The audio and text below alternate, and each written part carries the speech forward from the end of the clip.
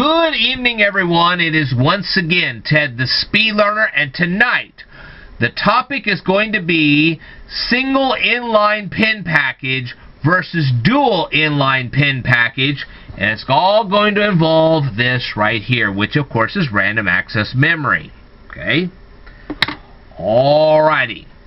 When computers were first invented, random access memory integrated circuits were soldered onto computer motherboards. In order to properly comprehend the terms single inline pin package and dual inline pin package, I need to introduce you to a man by the name of Robert Norman. Okay? Now, Mr. Norman was born and raised in the state of New York. Before he finished high school, Mr. Norman joined the United States Navy. When his tour of duty was finished, he returned to high school, but he had to work quickly. He tried to enroll at Harvard University, but they initially rejected him. Okay? So he decided to attend Oklahoma A&M University instead, and that's where he became an engineering student. Before Mr. Norman could finish his education at the Oklahoma A&M University, the United States military asked him to serve his country in the country of Korea. He personally admits that he was interested in electrical engineering. During the 1950s, Mr. Norman studied for, took, and passed a test called the ADDIE Aptitude Test. He aspired to become a radio technician. He pursued math and engineering classes and excelled in both topics. After Mr. Norman graduated from Oklahoma A&M University, he started working for the Sperry Corporation. At that time, they were working on navigation equipment. Why did the Sperry Corporation hire Mr. Norman? Well, the American Institute of Electrical Engineers holds an annual contest, and Mr. Norman won the contest the year that the Sperry Corporation hired him. This company wanted Mr. Norman to study and improve transistors. Mr. Norman started working with point contact transistors. I discussed the topic of point contact transistors in a previous video. In those days, the transistors were contained in vacuum tubes. These tubes were made of glass. At that point of time, the art of glass blowing had finally been perfected. The reason these tubes were called vacuum tubes was the fact that air was sucked out of these tubes, and the tubes had been hermetically sealed. The technology to remove air from the vacuum tube had also been perfected by that time. These tubes contain the following equipment. They contain a plate which you would recognize as an anode. They contain a filament which you would recognize as a cathode. And they contain a grid. If you want to know more about vacuum tubes, you are more than welcome to research the topic on your own free time. Okay? But we're going to return to the history of Mr. Norman because his history is more important. The work of Mr. Norman is very interesting to engineers, but for the people watching this video, Mr. Norman's work isn't really relevant until we begin to discuss the Fairchild Corporation. Allow me to explain. In 1957, 8 scientists left their jobs and created their own company. This company was called the Fairchild Semiconductor Corporation. So what were the names of these 8 scientists? Well, you have Julius Blank, Victor Grinch, a guy that I can't pronounce his name, Eugene Kleiner, Jay Last, Gordon Moore, Robert Noyce, and Sheldon Roberts. These scientists obtained funding for their new corporation from the Fairchild Camera and Instrument Corporation. These 8 scientists created a research and development facility in Palo Alto, California. Now, for those of you who do not know anything about the Palo Alto, California area, number one, Palo Alto, if you look up the name, means a high tree. And a very specific high tree. You can look this up for yourself. Okay? Now, this is the same Palo Alto, California that led to the development of Microsoft, of IBM. This led to Google. This led to Facebook and a whole bunch of other techno companies, okay? So if you want to find a techno company, you go to Palo Alto, California, you'll find all these people, okay? Now, one of the scientists that founded the Fairchild Corporation took a silicon wafer and placed an oxide layer on the top of it. This protected the p-n junctions under the oxide layer. Now, what is a p-n junction? Well, P stands for positive and N stands for negative. Okay?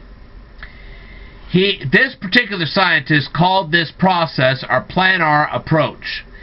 Then he called the transistor a planar transistor.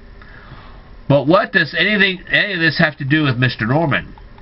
Well, let's go back to the scientist who did all this positive and negative whatever and the silicon and the plane. You get the whole idea. This planar approach that this scientist developed was truly revolutionary. Previous transistors had to be handcrafted, but planar transistors could be created by factory machines. Now computer transistors could be created at breakneck speeds. But Robert Noyce took this idea to the next level in 1961. He placed aluminum on top of the other scientist's planar transistor. This allowed transistors, resistors, and other components in the silicon layer of these transistors to be interconnected. And this idea led to the creation of the first integrated electronic circuit. Now, the National Aeronautics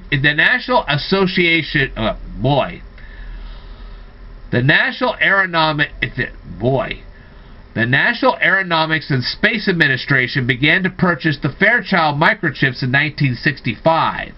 And again, you may be asking what any of this has to do with Robert Norman.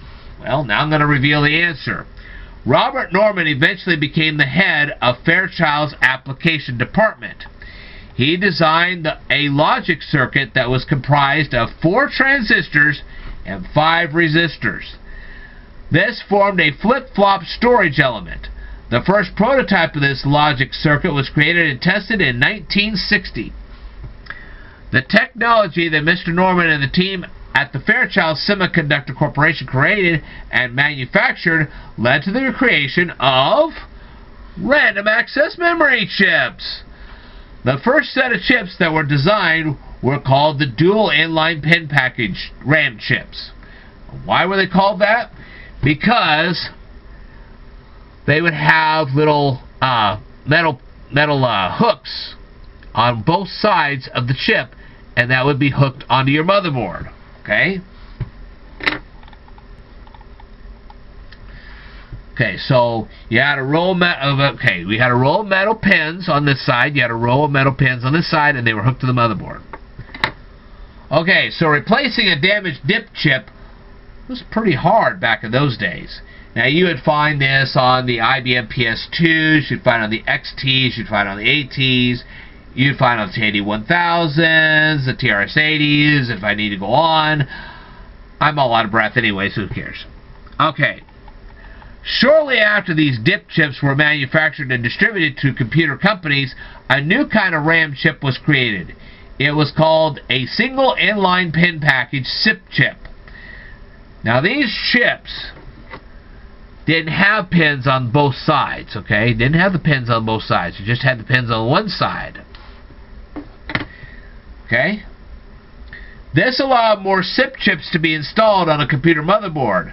That's because the SIP chips were installed vertically instead of horizontally. But DIP chips were not immediately discontinued.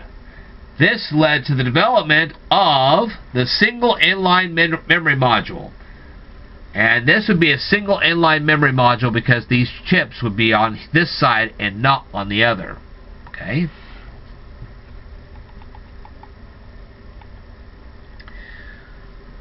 So, the DIP chips were installed onto one side of the SIM chips, and then the other side was left blank. Okay? And then this would be installed vertically on the motherboard. As you can see here, These are all dip chips. You can see that they have pins that are connected on both sides onto this board. These SIM chips had 72 pins that connected the SIM to the motherboard. That would be right here. This whole strip. Okay. It's true that there are pins on each side of the SIM RAM chip, but these pins are really one set of pins instead of two sets of pins. Dual inline memory modules have more pins attached to the chip, but the pins on the one side of the chip are aligned differently than the pins on the other side of the chip. This doubles the RAM that can be stored on the chip. So if you had a dip chip, okay, because you'd have the dual inline memory modules, you have the DIMMs, okay?